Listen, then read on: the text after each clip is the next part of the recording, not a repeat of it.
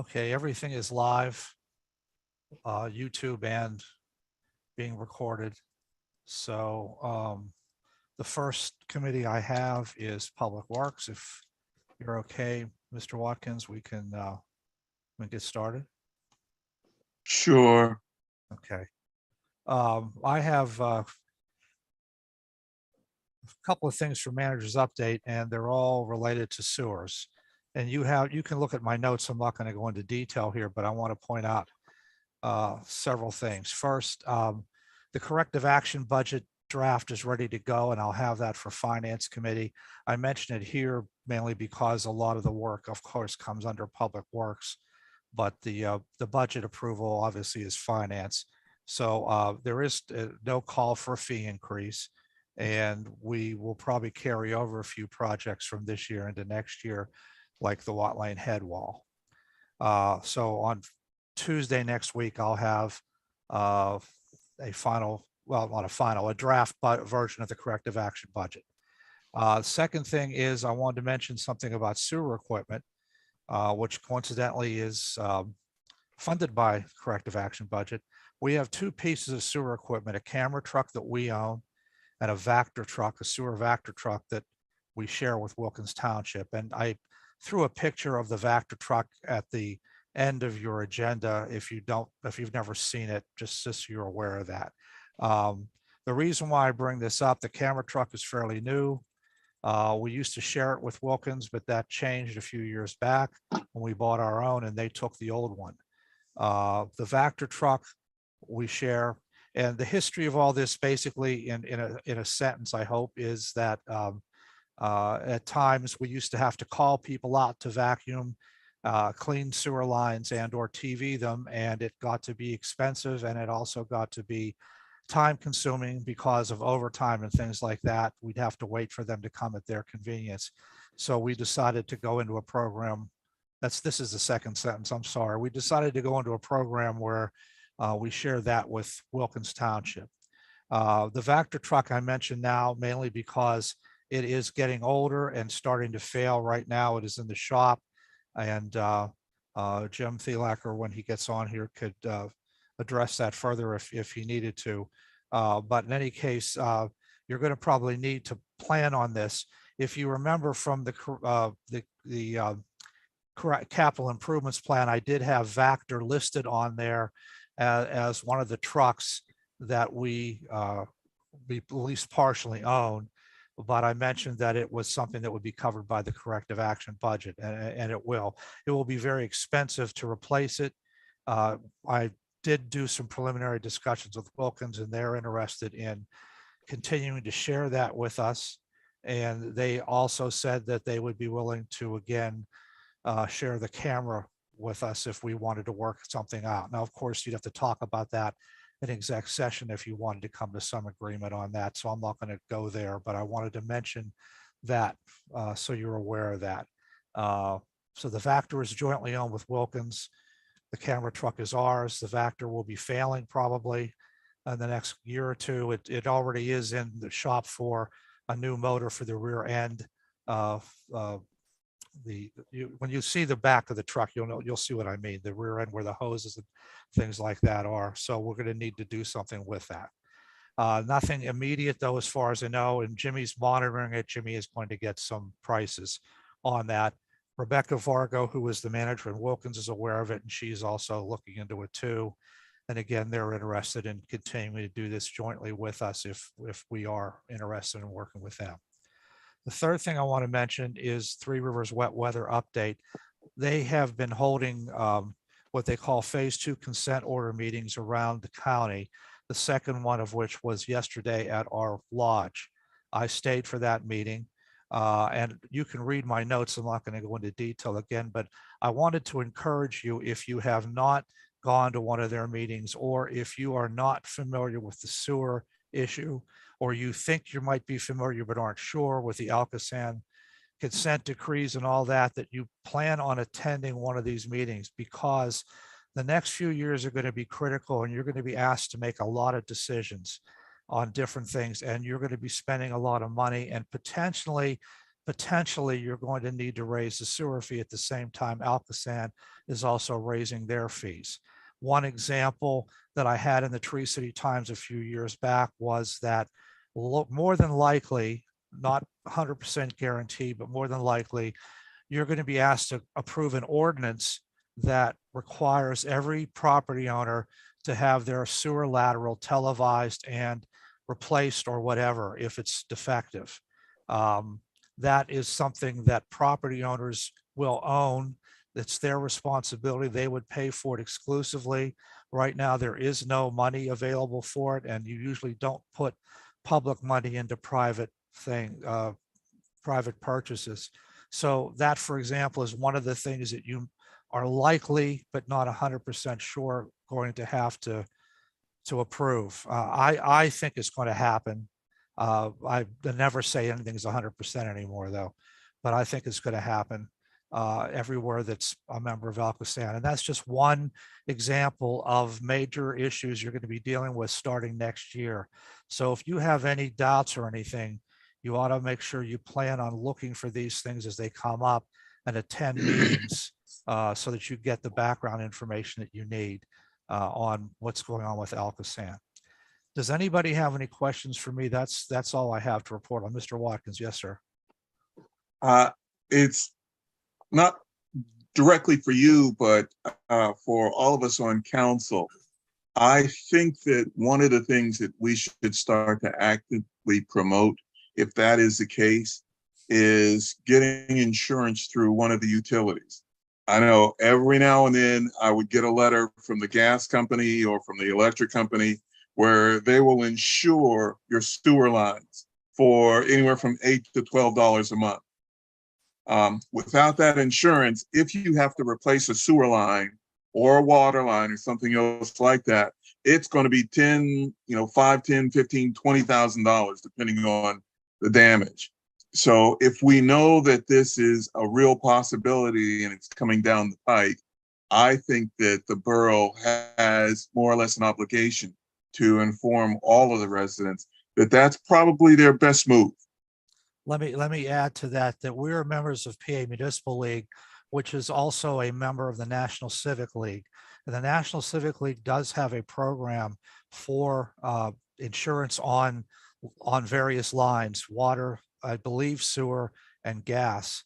When I brought that up before in the past, council was not interested, but they are more than willing to come in and talk to you or do it via Zoom or what have you about getting into a program like that. Of course, that's just one program. I think it's called HomeServe is what they work with.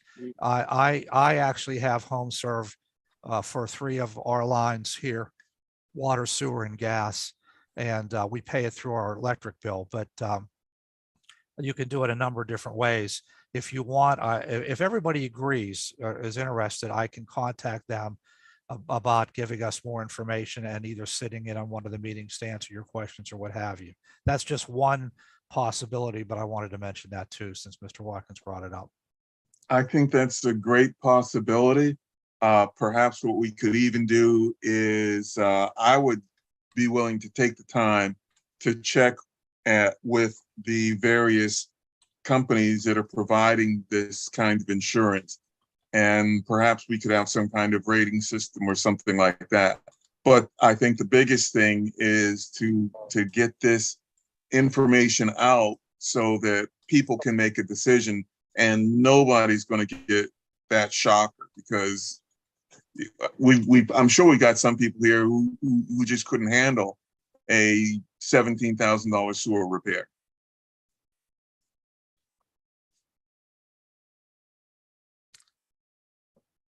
I will investigate HomeServe too and let you know, Mr. Watkins, what I find out.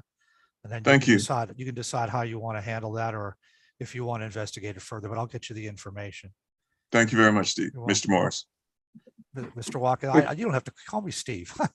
Anyway, I don't have anything else to report if you don't have anything to ask me or talk to me about from my report. So I'm done. No, thank you very much for your report, Mr. Morris. Next up is the foreman's, we'll start with the engineer's report. Laura's going to give that report tonight. Yep, that's okay with you guys. I'd like to give the report. The first item I have is for the detention pond project. Last week on October 30th, I met with the attorney that you guys had hired, William Clifford, and we met with Luke Dragon and his new attorney. And we actually came up with a plan for him to hopefully get the work completed. I sent him a list of all the information, all the items that he needed to complete before he would be able to receive any payment. So we do have a plan moving forward for that. For the Fall Run Interceptor project, all work has been completed on that. Alcosan has verbally indicated that they'll accept ownership of the pipe with the repairs completed. The Ashley Court to Ardmore sanitary sewer, the roof removal was completed on September 29th. Visual inspection showed problems with the broken pipe, which will require replacement of pipe sections and lining of sections. This project is included in your 2023 corrective action budget. For the 2022 paving, they started paving on October 20th, and they should be done within 3 weeks. I spoke with Joe about an hour or so ago, and he said they're about halfway done with all the paving as of now. When they were doing some base repairs along Pacific Avenue, they discovered a void caused by a broken sewer pipe in front of number 526. I guess that the pipe had been broken for a while and created an underground cavity. We immediately contacted a contractor for an emergency repair, which was completed on October 24th, which means that the paving project will proceed on schedule. For the Watt Lane head wall, the project is in the design phase and will be advertised for bid once DEP permit for work in a stream is received. For the Fillmore Road sidewalk area slide, PA Soil and Rock gave us a preliminary report and will follow with a detailed report that can be used to design a drainage system to collect the groundwater causing the slide. And then I actually have one more item that isn't in the report. We heard back from the county about Braddock Road, their project. And they have unfortunately said that they will not be including the sidewalks in their project due to, it's because of where the center line is in the road and the curvature of the road. They said that if they try to put in sidewalks, that it'll offset where they have the center line and cause issues with the road layout. So I'm not sure if there's anything else we can do to push that issue with them at all. That's it. Ms. DeMarco, you had a question. Yes, I'd like to address that Allegheny County response to the road. Mhm. This was identified as a hazard area in our active transportation plan research. We had a number of people when we had the interactive map who identified the lack of walking space on Braddock Road and Yost as significant public safety hazards. Is this the final word from the county, or what's our recourse for saying that we need to look at this further? Yeah, and I agree with you. I know a lot of kids walk on that road, especially do. for the high school. Yeah.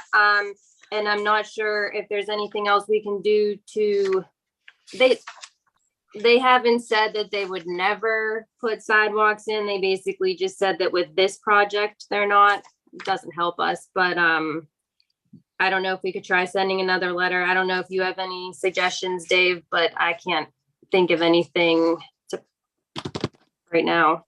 The only other thing I could suggest is if you want to contact your county council representative and ask them if they could put a word in for us and see if they can do any good towards resolving this issue. But they were pretty clear in the letter that they consider this is just a maintenance project. We're just building and paving, and we're not going to do anything with sidewalks at this time. So I think. Do we own a right of way or an easement on either side of the road for? Do we? Yes. No. Does No. the county own an easement on either side? They do. They own, I believe it's 40 feet wide and the pavement's only 30. Okay. So there is we have land room- there. We have room in the easement. Okay, that's the information. Yeah, there is land there. They just don't want to spend the money to do it, is basically what. Yeah. Alright. I believe Dave forwarded the letter, so hopefully you can take a look at that if you want. It basically just says that they're not gonna spend the money on the engineering right now to figure out the space for the sidewalks, that they're just doing maintenance. Can I have a Marcus, you have comment a about question? that? Yeah, Braddock Road is very hilly and steep. So there are lots of retaining walls, probably in the right of way of the county. So if we want to make that road wider for sidewalks, we would have to mess up people's retaining walls and lots of costs would incur. You know, it's not just like there's like lawns all over the place on both sides. You can just cut into a lawn. They have retaining walls all over the place on that road. The problem is people do walk there. I have I seen. know. It's just And it's, want are to we warn gonna you. wait till we have fatalities again before they pay No. attention? I'm I not mean, saying I've that. It seen a just couple won't of be close cheap for the calls county already. to do that.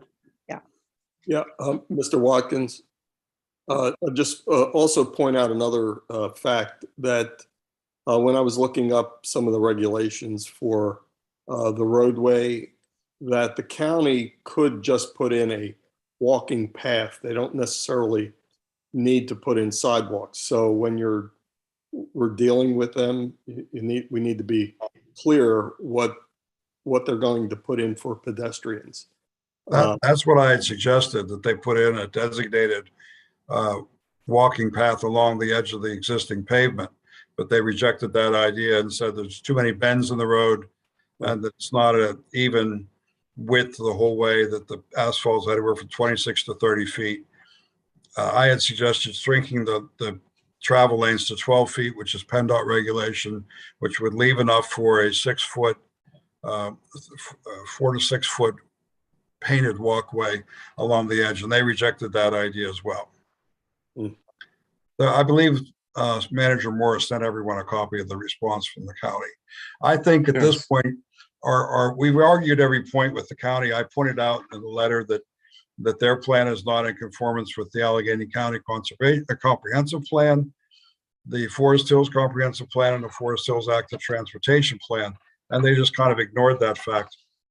So I think it would behoove us to maybe forward my letter and the response from the county to your county council representative and see if they can do anything to help us out here. If you feel that's the next step, then Steve, what would we need to do to forward that letter to them? You can just call up DeWitt Walton and have for a meeting. Okay, You can do that. all Right. right. So let's take that step.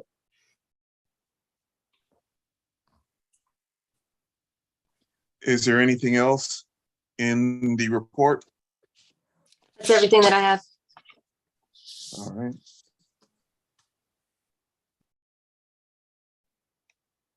Foreman?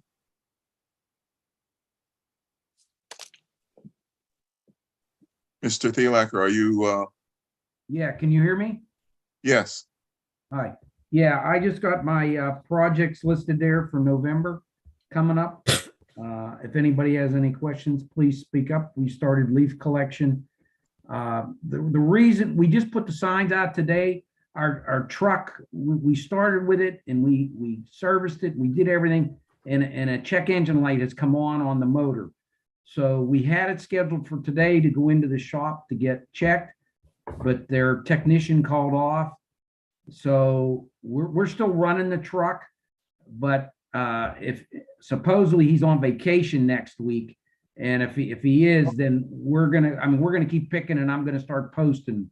So I'll find out tomorrow whether he's gonna be in the shop tomorrow or not. If not, then he's gonna be on vacation all next week, and we are gonna post the areas with dates. Can I mention something real quick? Jimmy, make sure you get me that list of your plans so I can put it out on Savvy Citizen Yes. tomorrow. Yes. And I had a question, please. Sure. I just wanted to double check that the door for the Public Works building would be changed in November. We talked about that. Yeah, that's actually on the Flivver bus door, but yes. Okay, thank you. I'm just trying to finish up our road work. As I got listed, we rented a tar machine. We're gonna start tomorrow. So we pay for that for a week as long as the weather's good. When you get a rain day, they give us a credit and then we get the next day. So I'm gonna start using that tomorrow. And once I get done with my road work, I got a little bit more hot patching to do, and then it's on my list for November, right? The other thing is I found out some information about the sewer truck. The back motor has to be replaced. It's probably going to be around $21,000. We're going to split it with Wilkins Township, but the truck's going to be out of service probably for about 12 weeks, supposedly more. So, anybody else have any questions? If not, I'm done.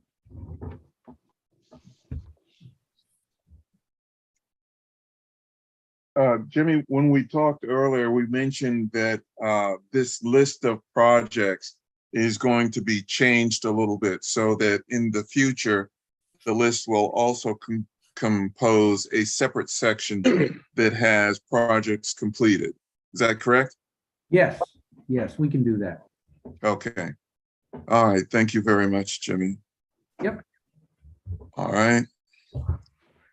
There is no new business to report, so that's all we have for Public Works. Okay, our next committee is Borough Property, and I'm ready to go. Okay, Ms. Martin? Yes, please. All Thank right, you. just one update. Iron Mountain, we're still proceeding through getting boxes ready to go. We're going to probably send a shipment out the next couple weeks to them. Right now, I only have one person working on that, though. Although I am working on the plans, the sets of all the plans that are around. There are buckets of plans, and I'm trying to get that sorted through so we can store them also. And as we've been doing this, we found a number of boxes that we don't need to keep anymore that are eligible for shredding. I'll talk about that under ops and policy because that's where we always talk about that, but I just wanted to mention that we will be doing that too. And I'll give you some more detail on that then. If anybody has some time to assist, right now it's Annette mainly doing this. If anybody has some time to assist her in going through stuff, I'm sure she'd welcome some help. And then I also want to bring up the bus accident. I did send you a copy of the letter from the engineer, and I attached it to this agenda in case you want to talk about it. I thought Dave at least should explain what he was saying in there. What I wanted to point out to you though, too, if I am understanding what he's saying, he believes that support needs replaced. And if that's the case, it's probably going to be pretty extensive, I assume. I don't know if there's any way of making this simple, but from what I understand, it's a complicated process. And just to give you an example, I had attached these pictures to your agenda. This was the original installation of this was the one at the old Borough building of the arches, which happened, if I remember correctly, at midnight on a Friday night, where Ardmore Boulevard was shut down completely, and the posts were installed, and then the overarching arch was put in. And I think they maybe actually started around 11 p.m. I don't know. I was there. I forget. I was half asleep probably. But anyway, just so you know, it's probably going to be an extensive thing. So I thought maybe you might want to have Dave talk a little bit about what his recommendation was, if that's okay with you, Ms. Martin. Oh, yes, please. Dave, can you fill in? Sure. The pool it right now is structurally sound. There is no necessity of replacing the pool right away. The pool was damaged though. The paint was scraped and it is out of plumb slightly. What it did was it shifted the base of the pool about an inch, and it bent the pool a total of 9 inches over the 30-foot length. So I believe that our initial fight with the insurance company, if they don't dispute it, would be to replace the pool. It's not exactly the way it was before the bus hit it. It's not perfect. It was perfect before. And I believe we have the right to ask for it to be put back the way it was before the accident happened. If the insurance company does dispute that, I'm not sure how good of a fight we have, because it's not like the structural integrity of the whole sign is at risk at this point. If you stand back in Taco Bell's parking lot and look at the pole that was hit in relation to the pole behind it that holds up the other end of the sign, you can see that there is a slight bend in it. Is that going to cause the pole to fall down? No, probably not in any of our lifetimes. But it wasn't that way before. And I believe we would have the right to request that and demand that it be replaced to the like condition it was before the accident. Like I said, if they dispute that or don't want to do that, if their insurance company balks at that, I'm not sure how much legal recourse we have, because it isn't a threat to the structural integrity of the whole sign. Mr. Gilliland, that was going to be my question if it was, this would be an insurance claim, but then what I'm concerned about is there still is an awful lot of traffic, pedestrian and automobile traffic on that road. So I agree with you that the pole should be replaced, and I hope the insurance company does that with good faith. Thank you. I think that's our initial response, is that we want the pole replaced. Like I said, if for some reason we can't accomplish that, I think we can live with it the way it is. It's not going to fall down, but I would certainly try for that, because like I said, it wasn't that way before. And as I indicated on Mr. there, President, we you will have be your doing hand that. Yeah, I have a question. Can you argue, if the pole was really sturdy and it's thanks goodness that he didn't topple over, because it would have been probably fallen on some cars and done like more damage to people. And can we argue that if a bus would hit it again, it's now weaker, or maybe would topple over? You know what I mean? I think that's a key argument, because it was designed to probably do exactly what it did.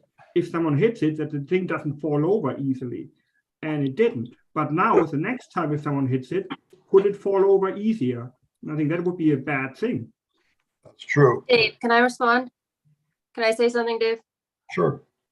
I actually, my degree is structural, and with I would say that the plasticity of that pipe or of the pole, I think that we could definitely argue that it wouldn't react the same way the second time being hit. I think that we could say, just in general, even if it hadn't been 9 inches, I think that we would have a good case to say how can they guarantee that it's not going to fall over, even if something smaller hits it, not a bus. So I think that there's a good chance that the insurance, an engineer could argue that it needs replaced. I think we have a good shot.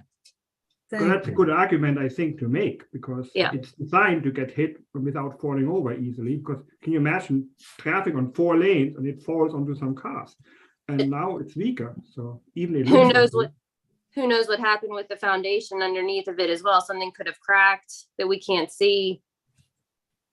It's not safe. But in addition to that, we have more than small cars and buses. I know a lot of times we have tractor trailers on the road, and some of them are 80,000 pounds. So they could cause tremendous damage on the next accident. Mr. Morris, did you want to say something? No. Well, we are going to submit it to insurance. I was just going to say, as you probably read in my notes, we're just waiting for the police report.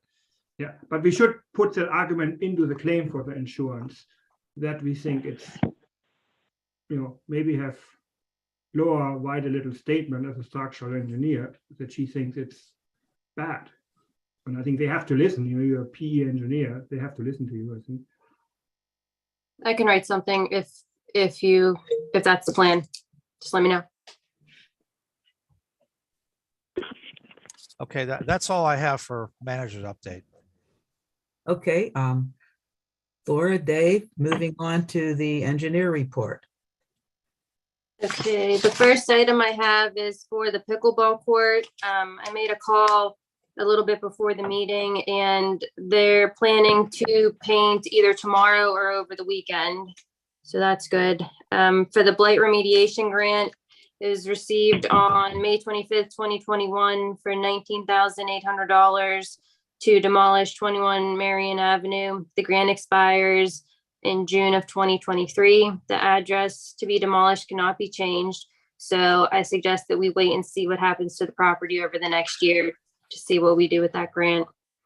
For the bird sanctuary observation deck, we sent out requests for quotes to 11 contractors, none of which responded. Councilman Biocchi solicited a quote from George Hunt Construction for $21,000. However, it did not include the benches that we were, that we spec'd. We got a revised quote from them that did include the benches for $23,750. We received another quote from Fleming Construction a day late.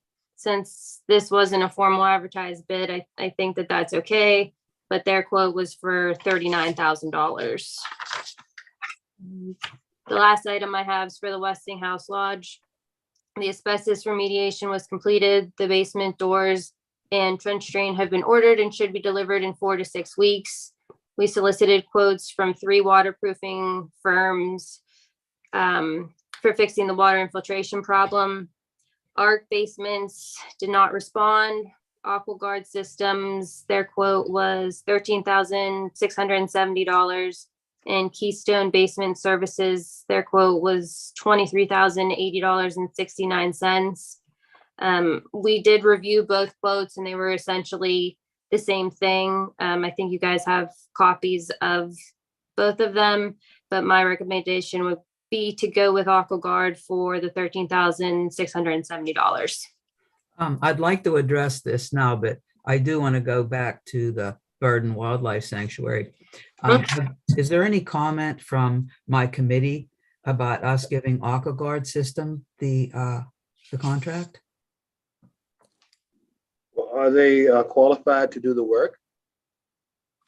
Yeah, they, we looked into them and we'll check a couple of their references to make sure, but they're qualified to do the project. They sent specs and everything was matched up with what we were asking them to do.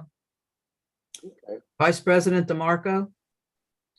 Is the interior French drain going to correct the problem of seepage into the building?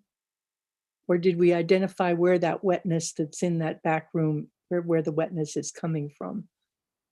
No, we weren't able to determine where the wetness was coming from. We just know that there's water coming through the wall. It seems to come more in the spring. We feel like it's probably spring water because we've checked out all the utilities, water. We've checked out the gas company to make sure there wasn't any anywhere where it was coming in around a gas line. It's just spring water coming through. So the French drain would take care of water washing in from outside. It'll collect the water inside and get it to a sump pump, which will pump it outside. There was a recommendation from the Amerispec group that we also do grading on the outside. And I, on the advice from Mr. Gilliland, I spoke with the Tree and Shrub Committee because we do have those shrubs that are pretty old. They're at the base on the one side and the back of the lodge. So they would have to be removed before any grading was done. And at the next Tree and Shrub Committee meeting, I will get a consensus from the group what they want to do with those shrubs. Okay. Any other questions on that? I would like to have a motion then to accept the AquaGuard systems. Can we move that to the business meeting, Mr. Morris?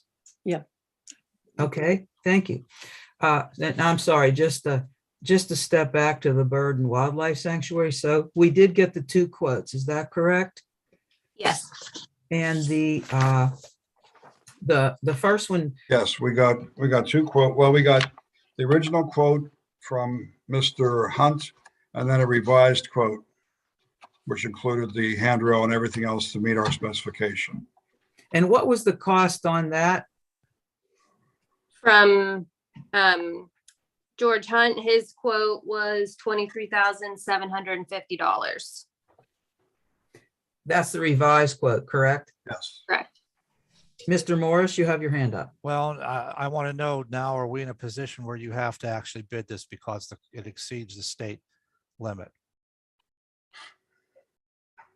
The quote you got exceeds, isn't it under 21,000? Is quotes, it can be accepted with 3 phone or whatever you want to call it quotes, but if it's above that, you have to bid it. Steve, if you remember, we already bid this twice. Okay, so that's satisfied. I'm just asking, does that Yeah, satisfy that everything? solicitor agreed back in May, I believe it was, that since we Okay. advertised it twice and got 0 bids, that we didn't have to advertise again. We could just solicit quotes and Okay. go with the lowest quote. I'd rather just make sure that was on the record, so that's Right, why I bring right. it up. Okay. Yeah, it's been a while since that happened, but yeah, that's what the scenario was. So the motion, when it goes to committee, to the full council, would be that including the comment that there were 2 rounds of bidding which had no responses, and this was the bid solicited, this was the lower bid. Well, that's something that somebody should mention, but I'm not going to put that as part of the motion. You should just Okay. mention that when you're talking about it. Okay. So you're And going to are we in accept Hunt's? agreement with accepting the 23,750? Yeah. Well, I had a question on this then. I believe with some of our other work, if we have to wait for this to go to the business meeting, we'll be well into November. If we agree to this, then can we have it listed there as a motion, but the work start earlier? I mean, to Done that in ratify the the past act where of you the committee. oh, go ahead. Can I say something? Yes. Since we already accepted the original bid, I think it was even more money, 25 something or so. So I think, yes, we can accept the bid and just ratify it after the fact at the business meeting. 'Cause we Okay, already I approved it wasn't anyway. sure what that's called, ratify it, so. Yeah. Right. We can Okay, do that. well So we then, should do that, actually, you're right. I think we wanted to get done sooner than later. okay, Mr. Morris, you'll take care of that at the business meeting, and then we can ratify this now and move forward. And it's from George Hunt, correct, for 23,750. Correct. Yeah. I'll get you a motion, Steve, and I will notify the contractor that he's been awarded the project so he can get it started ordering materials and getting it on his work schedule. Okay. Okay, thank you. Any other comments? Okay, is that it then for the engineer's report? That's everything. Thank you. Okay, moving on. Moving to the committee business report. The planters along Ardmore Boulevard. The flower boxes or the planters, they were really a nice idea along the business district. However, the height of those planters, they're perfect for salt spray from vehicles. And there's really no water source, so that the flowers do die. Now those planters are being used pretty much as trash cans by pedestrians. And they're sort of, they're turned into a receptacle for trash. We did have a request from the doctor's office on Ardmore Boulevard that we either plant more flowers or turn it into a trash can. The flowers don't seem to work there, but I understand that that planter box position on the sidewalk could present a safety hazard. Mr. Bioki, could you provide any input on this, please?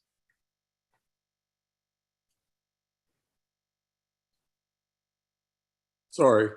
Oh, you mean as far as, yeah, there's some electrical outlets that were placed under there. Is that what you're referencing? Well, I thought it was either you or Vice President DeMarco had brought up about there's not enough room for Oh, ADA or Right. something. There's not enough room for one thing on the sidewalks. And again, they pose a hazard for people walking. But I believe there's also some electrical connectivity underneath some of those planters.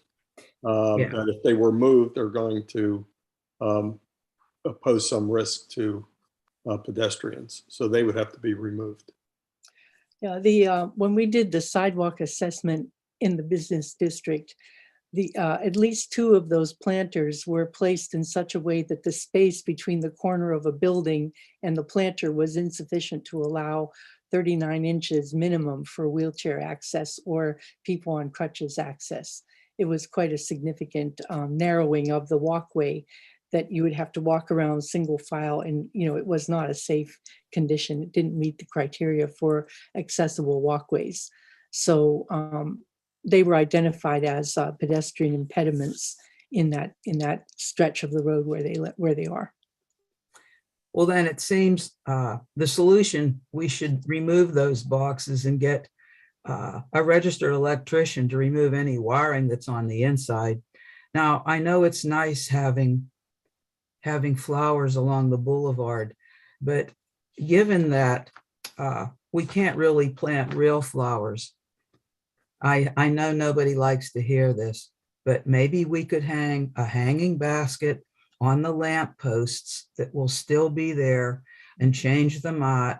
They could be plastic flowers, but at least it would make you think there's something green, and maybe everybody would be happy. I don't know if that can be possible. But anyway, I would like then to start looking at having these boxes removed and the electrical work taken out. Any other thoughts on this from the committee? Okay, so. Would that go to Public Works, do you think? Well, perhaps they could remove the boxes, but depending on the wiring, perhaps that should be a registered electrician. Okay, so can we start looking into getting bids for this? Any objections? Yeah, hang on. We have an electrician on Public Works. I'm sure he can do that. No, we don't You anymore. don't? He's Okay. on leave. Uh, We've been alright. using Hanson Electric out of Monroeville, although there's others I think we can call on. Jimmy, are you on? Yeah, I have any- mean, one thing, I talked to Philip. We could do it. The biggest expense is that we have to buy these vaults so that everything's gonna be flush. And then we tie the wiring together underneath there. They're like, I think he said $325 a piece. These vaults. So, I mean, we could do it ourselves. It's up to you. If you want to go get prices too, that's up to you, whatever you decide.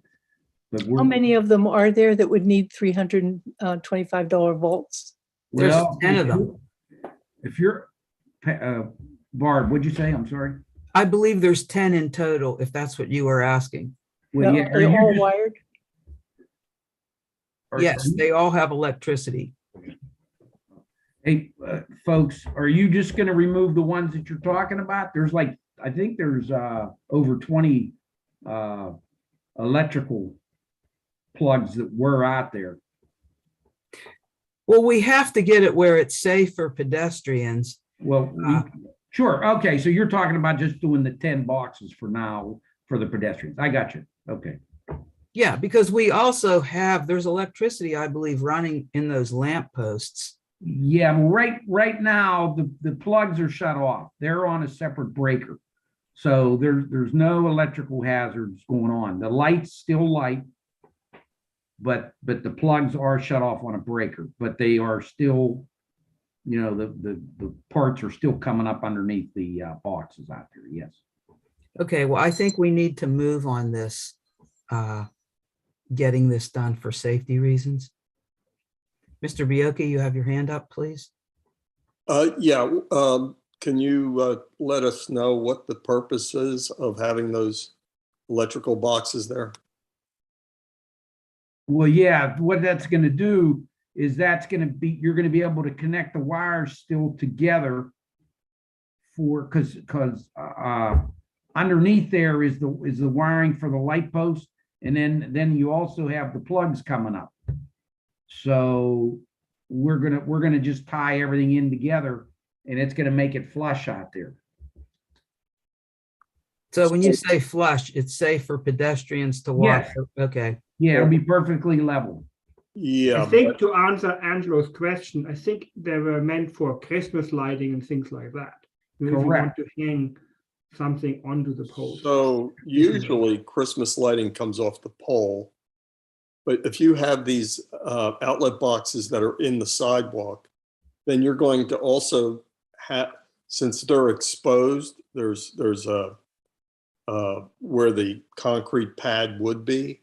So now you've got an exposed area. So now you have to cover that up as well. No, I don't want to say that I'm opposed to it. I mean, it was something we never designed, like the CDC at the time did it. They paid for it. We just accepted it, but we had nothing to do with that. Each one of those places had a tree at one time. Okay, and over time, the trees either died or they got hit. A lot of them died. And that's where you had a plug. And like they said, that's where they were going to deck. Their plan was to put Christmas lights or whatever type of lights, even for the summertime, on these trees out here. But my question is then, are you going to still have a box under the ground? And if that's the case, then you need to have some accessibility to that box. It'll be underneath. Yeah, you could actually take this lid off of this box and get at the wires. Yes. So there's no exposed, the concrete is going, there's no concrete going over it. No, there's no concrete going over it. Right now, you'll see there's like grading underneath these, and the tree came up in the middle, and then your wires connectors were beside it. So we would remove the grading, dig down, do our thing with the wires, set the box, and then we'd end up doing concrete work around that box. Okay, so the grading would come out and the. Correct. Okay. Yes. did you have any more questions, Mr. Bioki? No. Just, Barb, Yeah, one thing, we're getting into the bad weather here. I was just going to bring that up. We're trying to do the concrete. So if you folks feel, we could remove those boxes, and then, maybe temporarily for winter time here, we may have to just put a traffic cone or something else over this electrical thing, because once the weather turns on us here, we're not going to be able to do concrete work. Okay, well, let me ask you this. If the boxes are removed and the weather isn't bad, would this be something that could be put into your work plan then? Yes, we could, yes, yeah. Okay. But it's going to be a little bit down the road, because I'm trying to finish up my road work here. Sure. Before the weather turns bad here. Thank you, Jim. Any other comments from the committee? Okay, then I'm going to be moving on to the Public Works garage, the dumpsters and the downspouts. During the Public Works building area inspection, I noticed on the side of the garage that where there was the fire damage, that there were no downspouts, and there's water damage now on the side of the building because the water's just running down the walls. And it looks like the soffit is damaged underneath. I think the soffit's what's underneath there. So that needs replaced too. Now this would have been a fire damage claim on the insurance. Is that correct?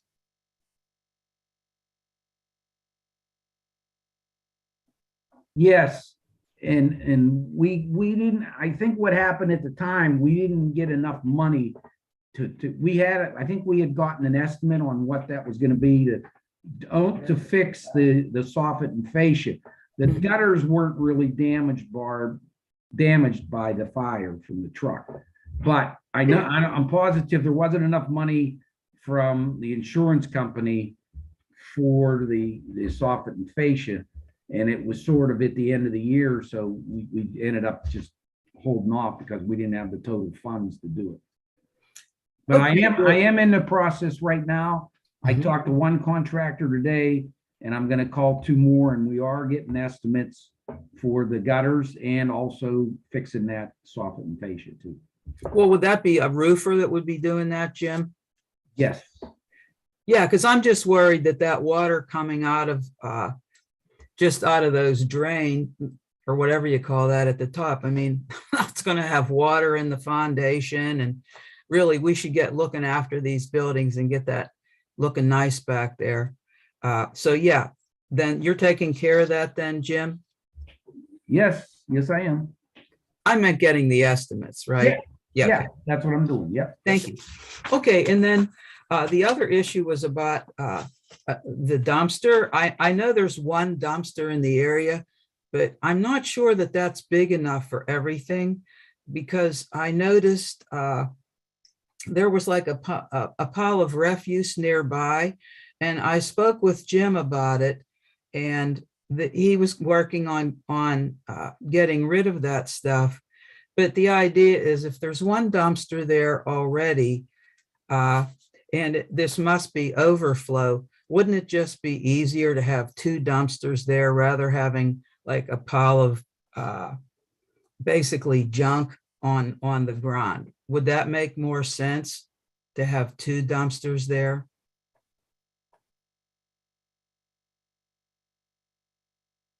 Anybody from the committee? Okay. Well, we don't want the debris to be on the ground because then that causes all kind of problems with the animals. So I think we should have a second dumpster. Well, I don't think it's food source things, but it's just the idea from time to time, there's different things that are, I guess, getting thrown away. And if it, it's not fitting in one dumpster, we should really have that area cleaned up back there. Yeah, is it a question of not having them emptied frequently enough? In other words, could they be emptied more frequently? How frequently are they emptied? They dump it twice a week. They dump it early Oh. Tuesday morning and early Thursday morning. Well, if they're doing it twice a week and we still have overflow, then maybe we need either a bigger one or two. I agree. Yeah, Okay, then we need to get, we need to look into that. What would you recommend, Jim? A larger dumpster or two? I probably two, because I don't think we could put a bigger one back there. Oh, yeah, that size, there's a little bit They can size dump it in the limitation. truck, because otherwise you're getting into a roll-off dumpster and that charge really goes up high. Steve, correct me if I'm wrong. Do we pay for that dumpster that's back there now, or is there a charge for that? Do you remember? I don't. I know it may be covered by the contract, but I'd have to look. Mhm. I couldn't tell you No, off the top of I my think head. it is. I don't think it.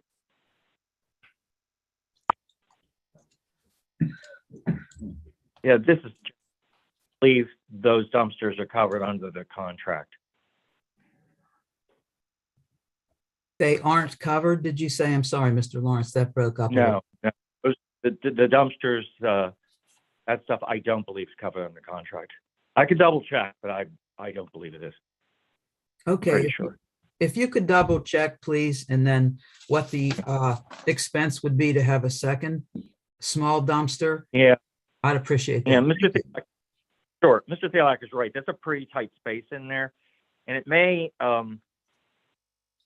also make some sense. Like I can check when it may actually make more sense to have a second dumpster and then maybe not have them empty this frequently, because it's the emptying that's costing us the money.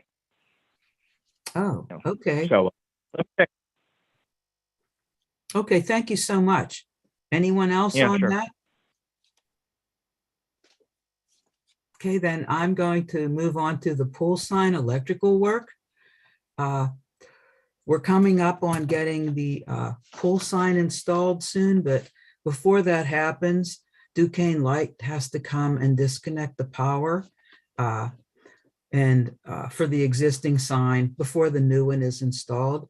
We've already taken care of the fee on that.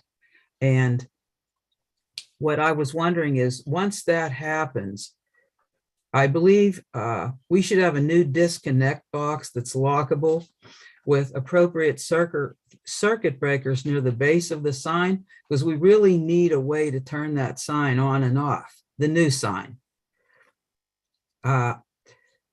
Any comments from my committee? Yeah, I think we need to have a way to turn it off and on. It's Yeah. difficult. Yeah, I agree. Anybody else have any comments on that? Mr. Bioki? Yeah, we need to have that breaker needs to be in before they install the sign. So if You mean the Duquesne new Light- sign, right? Right, so if Duquesne Light is coming out, we're going to do the disconnect. Uh-huh. Immediately following the disconnect, a new disconnect box needs to be put in or installed either on or near the base Okay. of the existing sign. Mhm. Again, with appropriate breakers in there. And that's just for powering the sign. We turn the sign off and on remotely using the software, but in case it has to be serviced, you do need that in there. Plus for protection. Okay. Well, then we need to get that new box put on there then. Yeah. Okay. Jimmy, Yep. is that something we can do, or we need to get an electrician? No, I already talked to Phil about that. We're gonna need to get an electrician to do that. Okay, have you contacted anybody yet? Are we going to use Hanson again, or do you have somebody else? Whoever you folks want to use. 'Cause, Doesn't I matter. mean, we can handle that here and just pick somebody, and if you're okay with that, that's what we've been doing right now at the building, the 4400 building. We've been using Hanson to upgrade some things and check some things. So we could use them or another reputable company if you're okay with that. Oh, yes. If you're satisfied with their work, let's please use them. So Jim, let's talk about that tomorrow, about scheduling them, especially someone to be away. Let's make sure we get something together on that, okay? Yeah, Angelo, before we stop, can you get me some specifications on that sign? Because I'm sure the electrical company's gonna want to see something. Yeah, I'm pretty sure Steve was sent that information as well when we ordered the sign, but Okay, I Barb don't may think, also I don't have think it, but so, I'll but look. I could be Okay. wrong. I don't remember seeing it. Okay, it should have been in the specs. You could resend that to Mr. Morris and Jim, right? Yeah, Okay, thank you. And I just wanted to mention that we did have training last week on the software for the new sign. Any other comments before I move on? Okay, the landscaping contract. Our existing landscaping company for the borough building isn't renewing their contract with us. So we looked into getting bids, and 4 companies were contacted about beginning service at the year for next year. We contacted Local Roots, Herman's Ground Maintenance, Jupina Landscaping, and the 4th was Lamanna Landscape Company. I spoke with all 4 companies, but Herman's Ground Maintenance indicated that they were too busy to come at the time.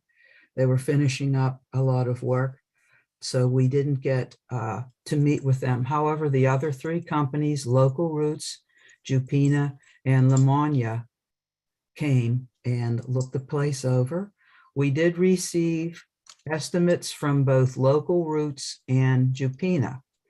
I thought I had made myself clear that we wanted a year contract with a spring cleanup and then a year maintenance. But what happened, Jupina first sent one that was just for an estimate just for a spring cleanup, and it didn't include the year contract. All these included tax, which would come off, but they asked for $26,041. When I wrote back that we would like to see a full year contract, They included the spring cleanup, but the price rose to $37,744. Local Roots gave us a contract, listed the spring cleanup, everything we had asked for from every other company, the pruning, mulching, edging, and they came in at $16,693. Well, yeah, a lot of difference there. So I guess my question, does anyone have any questions on that, or should we go with Local Roots? Well, there's such a big price differential. Do we have references for their work? I could certainly call and get some. I'd be happy to help with that because I think, we've had so much trouble getting a decent landscape service, to do things that are consistent with what we're trying to do. And the 16,000 seems like it would be reasonable if they're going to be able to do what they say. So I'd like to get a comment from some of their existing customers to see how they actually do their work. Okay, well then I'd be happy to help, call them if you want. Oh, well, thank you. If we get something, Mr. Gilliland, your hands up? Yes, North Braddock Borough just awarded Local Roots several months ago a contract for maintaining the landscaping around their welcome signs and also for maintaining grass, brush removal and grass cutting on vacant lots in the borough. I don't know if they've started the work yet or how much work they've done, but I could check with North Braddock Borough or give you a number to check with North Braddock Borough and see if they're happy with whatever they've gotten done so far. Oh, that's excellent. Thank you. And they are a local company. They're right up on Route 30, next to the magistrate's office on Route 30 where Greensburg Pike crosses over. Well, thank you. In the meantime, then, we should be able to get that fairly soon. And I'd rather not wait. Well, if we could get this before the COW meeting next week, then we would be able to add this on for the business meeting. Is that correct? Yeah. Okay, well then we will explore that and get references. And then Mr. Morris, you can include that on the COW meeting again next week. Yeah, I please? mean, you can. You don't have to if you don't want. I mean, if you get references, you could just put it right on the Business. November 16th meeting. I mean, Okay. Oh, very good. Thank you. yeah. Any other comments? So thank you for doing all that background investigation, because I know we've had a lot of trial and error on the landscaping for a new building. It's frustrating. Yeah. Well, that's a good suggestion. I thank you for it. One last thing before I leave, I just wanted to mention that we had a very nice meeting with Siemens this week. Yeah. And we discussed different initiatives between the borough building itself and the Westinghouse Lodge. Vice President DeMarco, would you like to comment on that? Yeah, there were two things that they brought up that I think we really will benefit from looking at. One is to have all of our buildings with a device, sort of, he made it comparable to a smartphone that would be in all of our buildings, but which could run off of the operating system in our new borough building, so that we could have a dashboard for the performance of all the 8 buildings and be able to track and perform and do load management with them from a central location. I think that would be really a very helpful feature for us to have in terms of control of our own building space. This would also be tied in to a programmable software that would allow us to schedule and program the energy performance and lighting with the scheduling of a building. So for example, on times when the Westinghouse Lodge is not being used, the temperature would drop and the lights would drop, except for security lighting.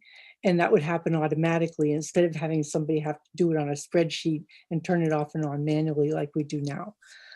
So this would all be integrated into the energy performance of the buildings and would give us some data also that we could use to track how the buildings are being used and how efficiency measures are being applied. So I thought that was really interesting. I enjoyed the chance to learn more about it. And they'll include that in their package presentation when they come to us in November. All of this would be part of the capital plan in the energy performance contract that they're preparing for us. Marcus, did you want to add anything to that? No, I think you did everything, Okay. both of you. But again, those kind of meetings, there's always big fluff in my mind, big scale environmental stuff. And I always like to think about the small local hanging fruits. But what Patty said, the scheduling software of the Westinghouse, which we don't have yet, connecting with that system would be great. Yeah, and it would do that for all the buildings, the pool and the other buildings. If your, fire station isn't being used except on certain hours, it would track the occupancy with the energy performance. And so you wouldn't have the facility, wasting energy at a time when it was empty. Sounds state of the art to me. And I just wanted to, one last thing, Mr. Gilliland, yes, if you could please let us know with Local Roots. I wasn't sure if I was clear enough with that, what you find out. I'd appreciate that. Yes, I will do that. Thank you very much. That ends my report. Okay, next committee is public safety. And I'm fine with that, Mr. Bioki, if you're okay. Good night, everyone. Good night. Good night, Night. Dave. Good night, Good night, Laura. Night. Yeah, I'm ready. Okay, I only have one item, and that's just an informational thing. Usually at this time of the year, we have a contract with Animal Control, Hoffman Kennels, but last year council approved a 2-year agreement with them. So I just wanted to mention that just to be consistent, because this is the first time we've done that, and we don't have to really worry about anything with that right now. So I wanted to mention that on record. That's all I have. Question about that. Are they guaranteed a 2-year contract, or is that renewable? That's what we signed for, 2-year Okay, contract. so you signed, so we're locked into 2 years. Yeah. Because there's been some controversy about their processes and how they handle animals there. So. Oh, well, I mean, we could look at have the solicitor look at the agreement and see if there's a way of getting out of it. Yeah, I'm just mentioning it because there's a lot of communities that have had a lot of problems with how they treat the animals there. So I just wanted. Hoffman's in particular, you mean? Yes. Okay. I'll send the agreement over to the solicitor and have them look at it. Okay, that'd be great. That's all I have. Okay. Hang on a minute here.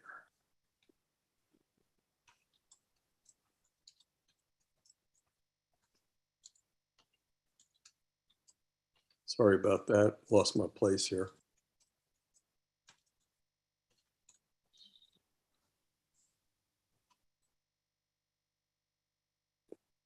I guess we can move to the chief's report.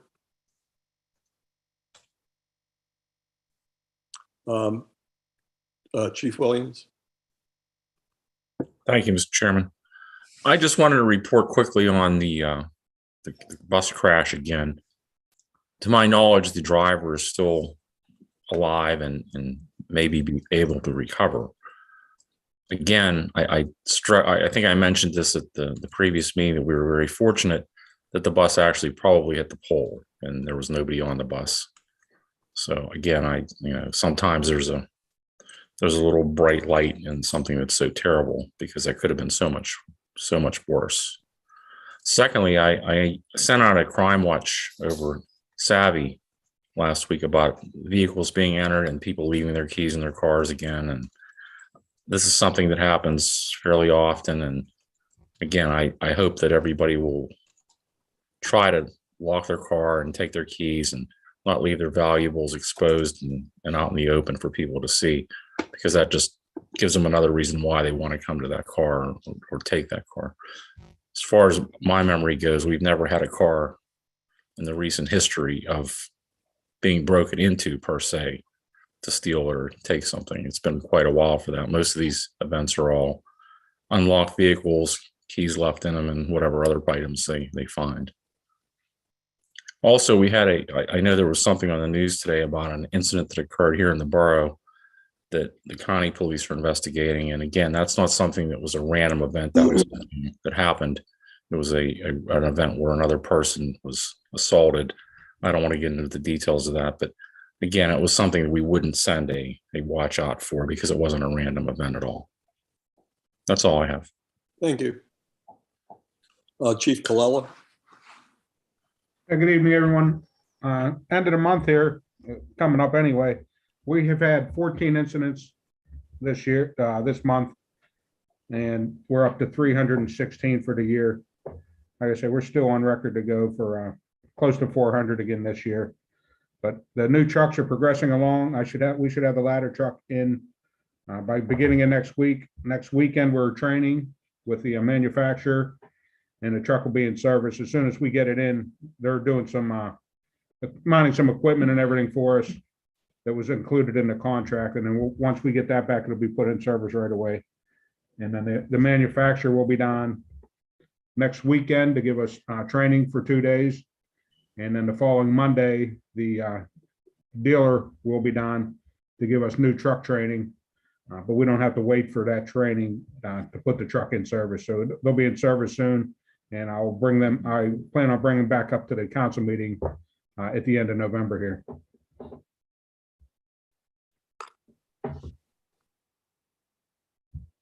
Okay, is there anything else? That's all I have this evening. Okay, thank you. Okay, on to the business report. First item is school bus stop warning signs. We're anticipating the receipt of the bus stop warning signs. They were purchased on our behalf by Allegheny County Health Department. And I'd like to thank Mr. Burley because he was the one that got us in touch with that person to get that done. So that saves us money that we would have otherwise had to spend. What I would like to say is I'd like to be notified when they're delivered because we want to try to get those in as soon as possible. So I'd like to request if the borough manager would assign Public Works to install those signs at the specified locations and at the appropriate distance approaching those bus stops. I have a document that I've created that has a list of where the stops are and what the cross streets are.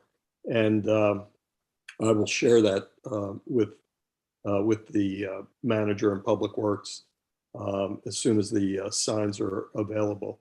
In some instances, there may need to be new posts installed to accommodate those signs. So I just wanted to mention that. So I'd like to see that gets done before the end of November, if it's possible, if we get those in time. Do you see any problem with that? Anyone on my committee or Mr. Morris? No. Yeah, Angelo, I think it's a fantastic idea. I've been trying to walk some things off to see how the area is laid out. And Angelo, you drove around and did very well.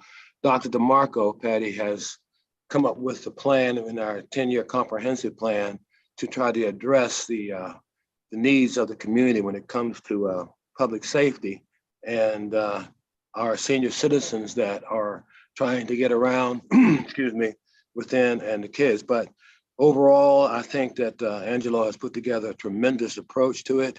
And I feel really fortunate to assist him with it because this is something I've been thinking about for about 13 years. Well, not quite 13, maybe 10. And I think it's very necessary. We haven't had any fatalities in the borough regarding our kids or senior citizens. I don't want to have that. So I really am feeling very strong about trying to make sure the speed limits are correct, turn the right way. And also, I was noticing today, bus coming up Lenox to let off kids at that corner there, Lenox, I think it's Atlantic. And I was concerned about people coming down the hill. So I don't know what we can do to make sure that people coming down Lennox are acknowledging that that intersection is where we are letting our kids out. And so I think it's going to be a process of us really watching to see, and I know Angelo did an excellent job with the 500 feet distance. I just want to watch to make sure that the bus drivers honor that and that we are able to feel comfortable with our kids walking up and down our streets after they get out of school, because a lot of times they don't pay attention to the traffic. They walk in the middle of the road and all.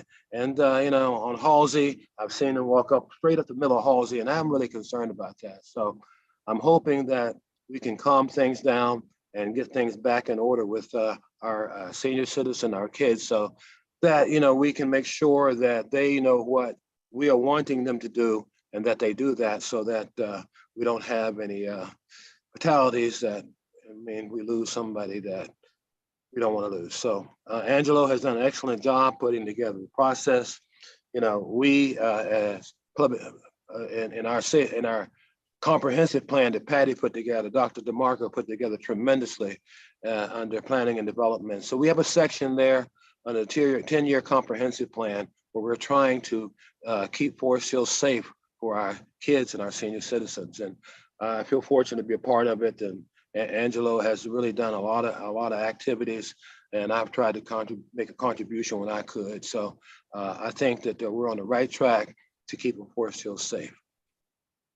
Okay, thank you, Bill. Next item is the 35 mile per hour speed limit on Ardmore Boulevard. As the work is winding down on the Ardmore Boulevard for the year, we need to make sure that the 35 mile per hour speed limit signs are appropriately placed all along Ardmore Boulevard. So I'd like to know if we have any 35 mile per hour signs in stock. If we don't, we need to get ready to order them as soon as possible. They need to include signs that read begin 35 miles an hour to be posted near Digital Drive and another prior to the park and ride before you get to Avenue B.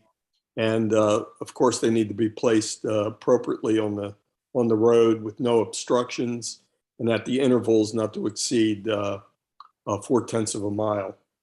They also need to be placed in locations at intersections where there's a change in the speed limit. So anytime somebody's turning off one of the roads, whether it be Marion or Lennox or whatever, that speed limit sign needs to be placed there to indicate that the speed has changed. That's by PennDOT requirements.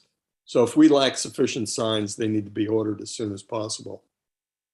Can we, go ahead. They're already ordered. They're already here, I believe. Jimmy, correct? Are you still there, Jimmy? I believe Yes, they're I'm already- here. Yeah, they got delivered about a week ago. How many? I have them in the garage with new posts. How many do we have? I think I got 16 of them. 16. Okay. By my count, we need at least 20. And do we have the signs that say begin Yes, 35 and end 35? yes. Okay. And then we need to look at the placement too. I've noticed that a lot of those speed limit signs are just placed wherever there seemed to have been a convenient pole.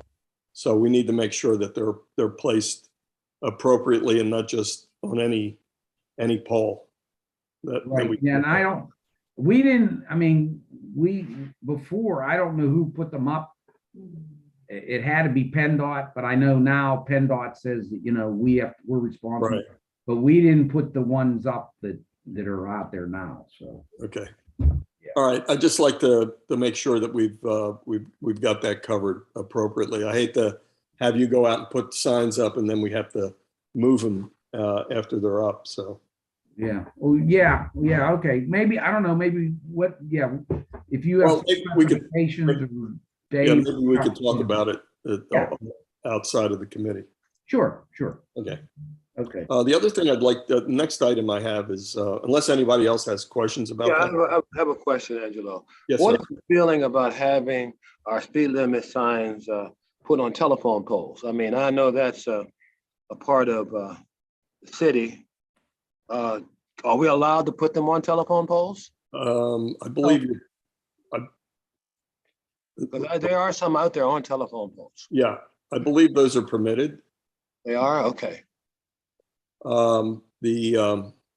Yeah, but we need to we can't just put them on telephone poles. They have to be placed, at an appropriate distance. I mean, if it's within so many feet, I'm sure we'll be okay, but. I think the utilities control what goes on telephone poles. Right, but there is There's a a standard for where they are and how high and so forth, but it's not the routine way to do that. right. I have a question. Yes. Chief Williams, do you have a strategy for enforcing 35-mile-an-hour speed limit on Ardmore? And what do we need to do to make sure that that actually happens? Because it's going to be back to the races again as soon as the construction's over. Yes, I think we're going to be increasing our detailed patrol down there for traffic. Again, with winter coming, that will play a role in it. So when the roads are bad, we're not going to be doing quite as much enforcement, but we have nice days along with the bad days. So those would be the days we would spend a little more time and it'll place a little more visibility. I mean, up until now, we haven't had to do a lot. I mean, except for the fact that we had to assist the construction company, but right now we're going to have to start getting out there and actually pulling people over to get their attention again and remind them that just because the road's fixed doesn't mean you get to go 60 miles an hour. Yeah, that's right. Chief, are we still going to have a car up at the beginning of Ardmore like we used to have years ago that come down behind the traffic? That was very effective because it almost got me. So I think that was a real good move to have the car setting up at the beginning, and then as some people are running down, then you're right there behind them. And I know you can tell how fast they're going from by being behind them. I think that was very effective to slowing down the traffic. The other thing that we're going to ask the construction company to take care of, as they are required to, is to replace our VASCAR lines that had been there previously. So hopefully with good weather, they'll be able to put the paint down. I know they're going to have to do that for most of the other lining they do, but we do have previous VASCAR lines along Ardmore that they're going to have to replace. And those are part of the things that we can do to try to mitigate the issues with some of the traffic and slow them down a little bit. A lot of people know exactly what those lines are for, and that always does help to slow them down. They'll hit the brakes and start tapping the brakes and slowing down a little bit. And again, when you have a more of a volume of traffic out there, once the first guy slows down, everybody else is going to have to slow down as well. So we try to use that let's say train effect to try to slow everybody down as well. But yes, I know Mr. Brule has seen how we do that before, and we probably will be doing that in the future as well. Anyone else? No. Next item I have here is a traffic study. I would like to bring this before the committee or the council as a whole and ask for a traffic study to look at, we have at least six roads that have a speed limit of 25 miles an hour. And I'd like to see a traffic study to look at those roads to reduce it to 20 miles per hour. That would give us all of the roads in our borough to either be 20 miles an hour or 15 miles an hour. I think many people would say that's not going to make a difference, but I think anything we can do to calm the traffic, bringing this down to 20 miles per hour would certainly help. There's a lot of inconsistencies in the road right now. I've been on roads where there's a very narrow road. It's marked as 25 miles an hour. Then I've gone to the same size road and it's 15 miles an hour. So I think we just need to get some consistency in what our speed limits are. So if there's no objection, I'd like to move that forward to the committee to vote on our next council meeting. You mean to the November 16th meeting, Yes. correct? Yes.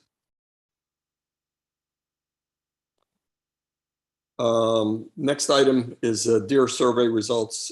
Everyone should have received the results of the survey. I put it here because I thought it was part of, public safety. But really, this was at the urging and on the behest of Ms. Martin, who asked for the deer survey. And I think the results of will show that the vast majority of the respondents wanted to see some sort of mitigation done for the deer population. Now, how that's going to be done is another question. Ms. Martin, do you have any thoughts on it? Well, I think before, when we initially had our conversations, one of the issues that wasn't included in the deer survey, President Erpeldinger had brought up, we need to contact nearby communities as well. And I recently heard on a news report about an area in the Pittsburgh area, but it was more, I guess, not as developed as ours, where there were several communities getting together because they have issues with a lot more traffic where the deer are hitting cars. So I do think that can be done. But some of the suggestions are a little costly. Perhaps we should look for sources for funding. That would be my suggestions. Thank you. So, Mr. Marco, you're muted. I think it would be interesting to see if we could get the Fish and Game Commission to come here and hold a hearing or a public meeting to discuss what they have had success with in terms of options available in light of the information that we've gathered, and maybe invite our neighboring communities to attend that so that we can begin a more open discussion on the subject with the people who are in charge of the deer herd in PA is the Fish and Game Commission. So we would need to have their authorization or involvement in any measures that are actually taken. So it would be useful maybe to hear what they would offer or suggest at the beginning before we decide a lot of stuff down the road. Mr. Erpeldinger. I agree with Patty. I think most of those mitigation measures we couldn't do alone because Right. we are like a tiny island. The deer would temporarily go away and come back. But the one low-hanging fruit in the survey is do not feeding wildlife. I think that's except bird feeding, I guess. I think that should be easily done. Do not feed wildlife ordinance. Yes. I'm not sure how he can enforce it, but that's a different matter. I would like to move this to the November 17th meeting for the next steps that we could discuss, as mentioned by Mr. Marco. I'd also like to get authorization to post the results on the website so that those people that did participate would have access to the responses. Mr. Erpeldinger. Just to clarify, I think you can maybe have a little presentation at the business meeting about that, but there's nothing really ready for us to do, like motions and things like that. I think you can report, maybe show a few slides about it, and then, but there's nothing really we can do at that meeting per se, like a motion. Right. I was thinking more along the lines of just approving some next steps that we could take, as mentioned by Mr. Marco, about having somebody come in and. But I think those things we don't have to do in a business meeting. You can do it in committee and just say we want to do it, and that's fine. I'll see if I can contact them before the 16th and maybe find a date that they might be willing to come on one of our subsequent committee days and have them come to a committee meeting and do a presentation about options. So we can announce that at the business meeting. Okay. Thank you. Mhm. The last item I have is EMS funding. And I think, Mr. Lawrence, you have some comments? Yeah. I'll make this brief. As you know, when Tom Thielacker left the council, was appointed to represent Forest Hills and the Woodland Hills EMT Board of Directors. And I did have started attending in the fall here. I don't really have much to report at this point. Maybe in a couple of months I'll come back and tell you more. But in the meantime, this is really just informational. I'm not asking for anybody really take any action on this. I don't think we are planning to. But up 3 years ago, the board did encourage participating municipalities to use the available legislation to tax a $500,000 for emergency services. I think they presented it about 3 years ago to all the boroughs, municipalities. Calthon, I believe, did it. I think they're the only one. Over the summer, they had another meeting encouraging all the municipality leaders to show up and basically discuss the same thing over again. As far as I can tell, none of the other boroughs are going to be pursuing that funding avenue. Wilkins is against it because it really does mean Wilkins will be subsidizing other municipalities because it's not a per capita thing. So I don't see any movement there. The main reason they're wanting to do this is that they rely on either that small per capita donation or contribution, and then they depend on the subscription services, which is a very unpredictable method of funding the organization. So they're kind of never knowing what they're going to have from year to year, which is why they've been pushing that. But I just want to let you know they are asking about that. I did not make any commitments that we would even be addressing it, but I wanted to let everyone know that. If you think it's something we should discuss, we could do so. Okay. And that's all I have to add. Thank you. And that ends our committee report. Okay, I'm ready for ops and policy, Mr. Lawrence, whenever you are. Yes, please. Okay, I have a number of informational items more than anything. And I also try to put notes on here so I could just go through these quickly unless you have questions. Citizenship Award, I know you're talking about that in exec session, but I wanted to remind you that in the past, council's always approved that at the November meeting, recognized a citizen at the November meeting. So if you are planning on having an exec session to discuss that on November 16th, you would probably, if you want to follow along that line, want to recess, not adjourn the meeting, discuss it, and then come back to your meeting and vote on your selection, because normally you give that out at the December meeting. So I'm not sure how you want to do that. I know last year, council more or less talked among themselves. I did also put the policy that council approved a few years back attached to this agenda, so you can take a look at it as to how you consider the nominee. And I did give you the names of a couple of nominees already, but I'm not going to mention anything more than that right now. Does anybody have any questions for me on that? Anyone on the committee? No, I have none. Okay, then. I have a suggestion. How about we do like a 15-minute executive session prior to council meeting to just talk about that one item? We can have it in a little conference room. I think we did it in the past like that. Yeah, we did. We meet at 6:45 in the small conference room so people can wait in the council chair, and then we just talk about it one particular item. At this point, there's only 2 nominees, so it's not going to be a long and difficult discussion. I think it would be better flow. You know, we don't want to kick people out. And I think we just meet 15 minutes earlier, and then they're all good. Okay, that works. Let's go with that. Thank you.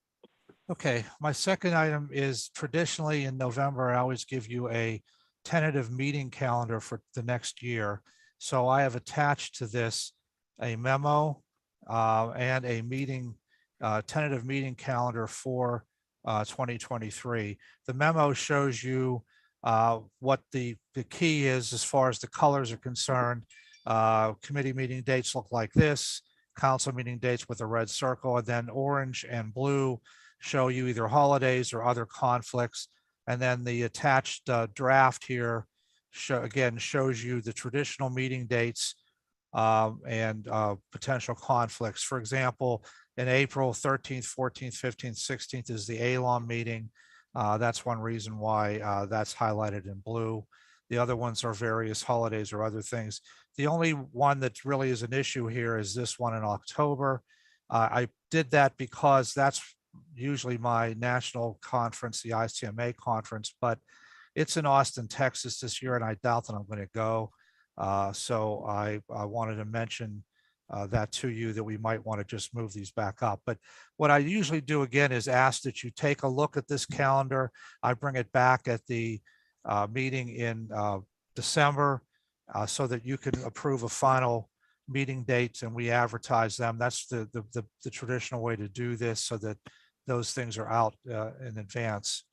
So please take a look at that, and I will post this information again on the agenda next month. And if you would need to carry it into committee the whole next month, we can do that as well. Third item is again just informational. I'll be putting a motion on there that council formally authorizes me to advertise for the nominees for committee and board membership for those where we have terms expiring.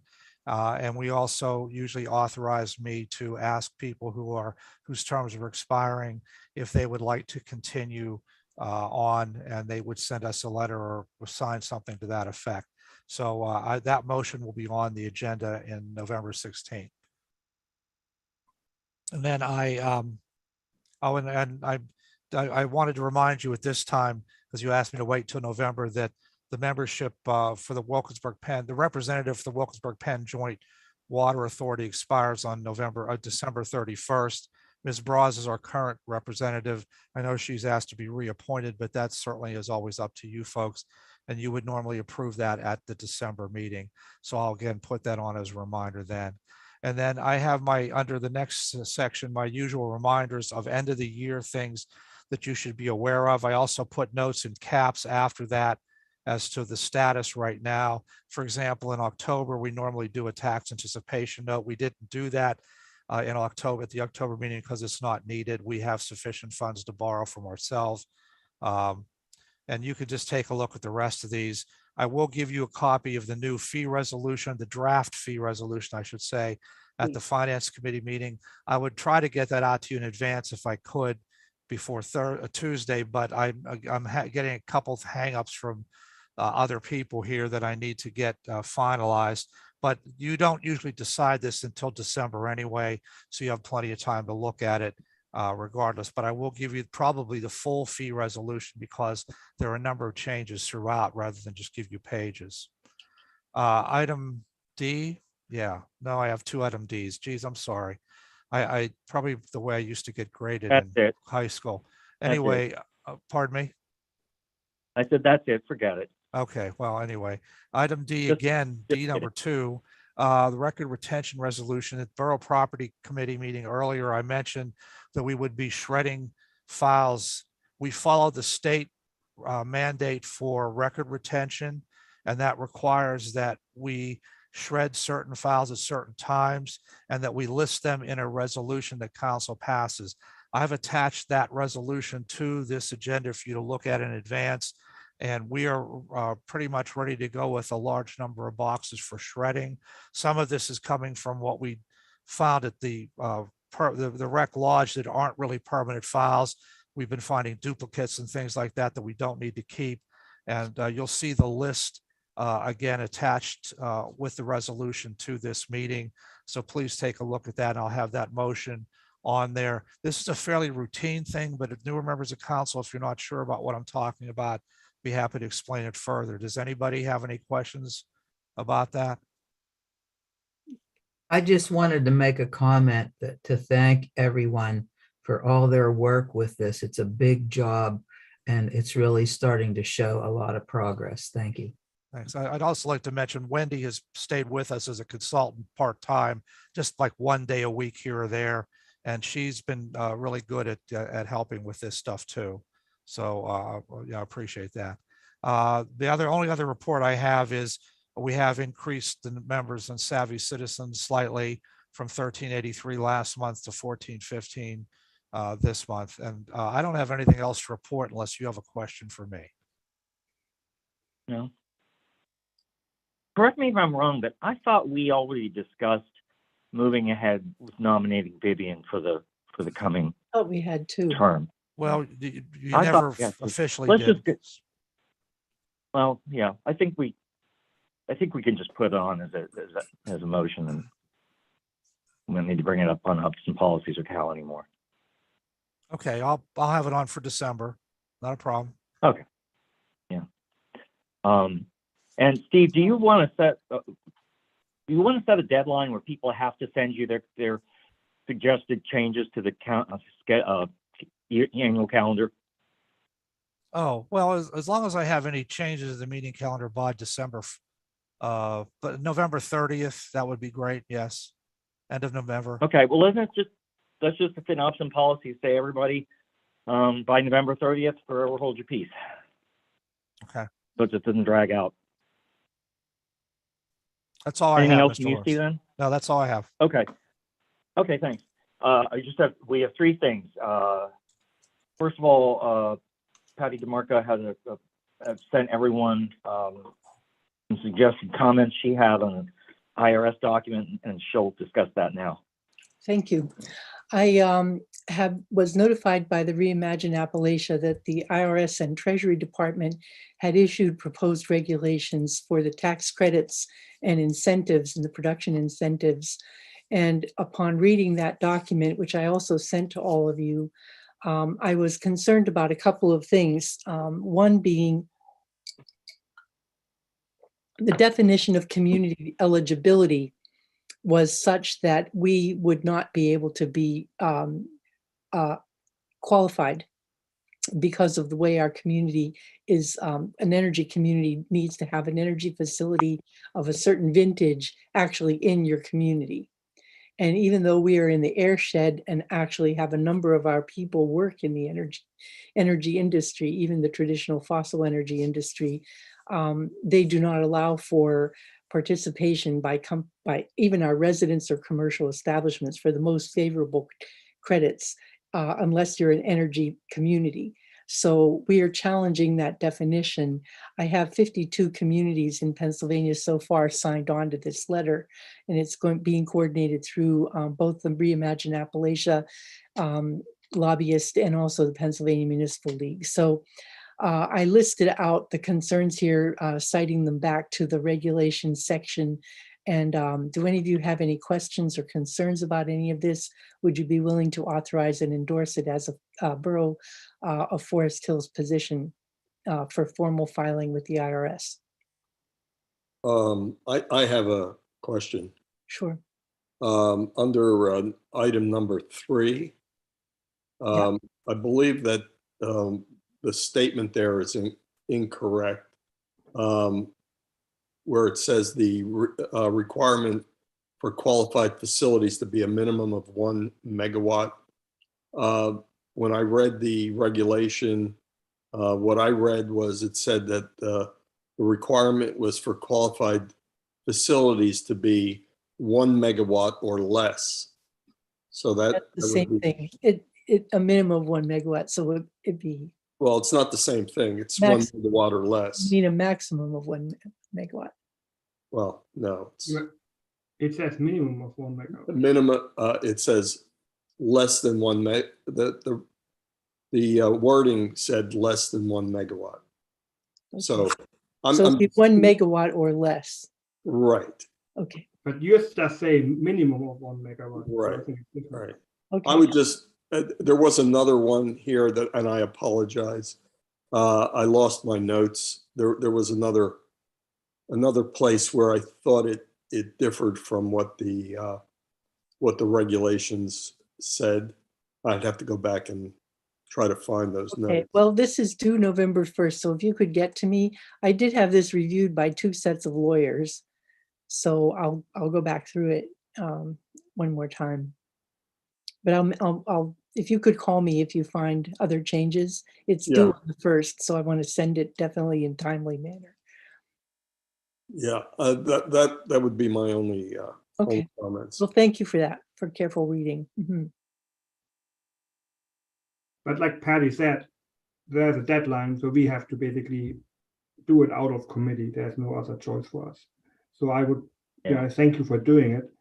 And I'm fine with that, with the edits you and Angelo are going to work on. Okay. I'm okay with it.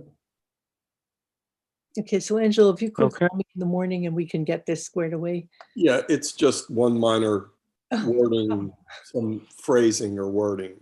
Okay. Okay, anything else on Thank that? you, Patty. No, I think that, this is a big deal. The money that's coming down is not clearly well organized on our end of the world. I was at a meeting where Andrew McElwaney from the Heinz Endowments was also present, and he said to me that compared to some other states, we are far behind the 8 ball in lining up to be organized to receive this renewable energy money, because our state is not placing priority on it. They're still chasing the hydrogen hub and the natural gas-based options much more aggressively. So it's kind of difficult for us to get a lot of guidance and support from our state colleagues on an issue that is focused mostly on the renewable energy incentives. So that's why I felt it was even more important that we have a number of colleagues signing on with us. So thank you. Thank you. Mhm. Okay. Second, Angelo had some suggestions, and I'll go through them now, on ways to tighten up how we follow up committee actions and recommendations. Angelo, you want to go ahead? Okay, yeah, I mean, it's, I have like 7 or 8 items here. I don't think, this didn't wind up on our agenda. So I don't want to bore everybody by reading it, but I would like to maybe just suggest that I follow up with everyone by sending this. But basically, I'd like to propose a revision to the rules for council meetings that was approved in 2002 and revised in 2011. And essentially, this is meeting follow-up action items. And like I said, I have about seven different points here for following up. So basically, it's to close the loop on any discussions that we have that require a vote or additional input or documents to satisfy the intent of any motion. So if there's no objection, I'd like to send this to all the council members so that we can maybe have a vote on whether to include it or not. Okay. Do you want to just send it out and then bring it up in Office and Policies next month? We could do that if that's what you prefer, or if we could send it out and have a vote on it in council. Mm-hmm. I don't want to put it on Anybody the else? council agenda. I haven't seen it yet. Right. We could put it on a cow maybe if the chair is willing. Yeah. You just send us a draft and we can talk about it, Carl. Yeah. Okay. Yeah. Yeah, it'd be It's nice kind to of get affecting input. all committees anyway. So Yeah, because it affects everyone. Yeah, I think the spirit behind it's a good one. And I know over the years, a lot of times we take action on committees and then we forget we did it. And did we do that? And was it ever done? And I think it's a good idea to readdress that. So good. Just so you know, All right, then last. that's where I had it this month was Kyle, because that's what I was told last time. So I had that topic on Kyle. Oh, okay. Well, no problem. No harm. And then the final question, again, is Angel's question about the phone extensions for the council members, whether that needs to go away.